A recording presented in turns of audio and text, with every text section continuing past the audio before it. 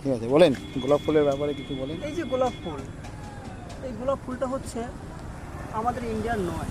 এই গোলাপ ফুলটা বিদেশের সরকারের উৎপন্ন করা।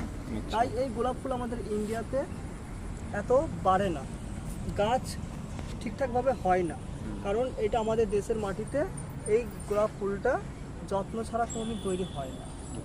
ঠিক আছে, এই গোলাপ ফুলটা বিদেশের মাটিতে, ওখানকার ওয়েদার আলাদা, ওই জন্য এই গোলাপ ফুলটা বিদেশের মাটিতেই ঠিক আছে। আচ্ছা, তাহলে কি আপনি বলতে চাচ্ছেন যে এই দেশি গোলাপ কি বিনা যত্নতেই মানুষ হয়ে যায়? এই মানে গাছগুলো গাছটা হচ্ছে তৈরি হয়ে যায়, রস করে বানানো।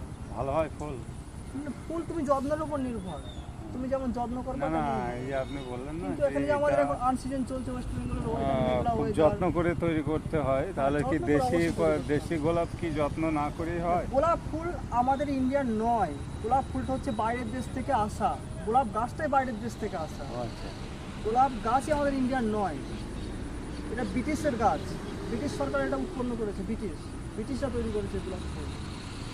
আপনি কি বলতে পারেন এই পোকাটা কি পোকা? এটা হচ্ছে শুয়োপোকা। নো, পোকা না, এটা শুয়োপোকা।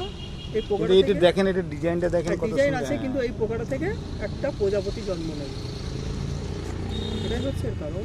এই পোকাটা, এতে কোনো শুরু নেই, আমি হাত দিয়েও দেখতে পারি, আমি তুলেও দেখতে পারি, আমি ধরেও দেখতে পারি। এই যে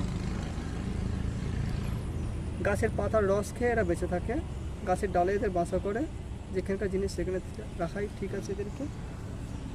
ওকে, ওকে, এই বলে আমার বক্তব্য শেষ করে দিলাম।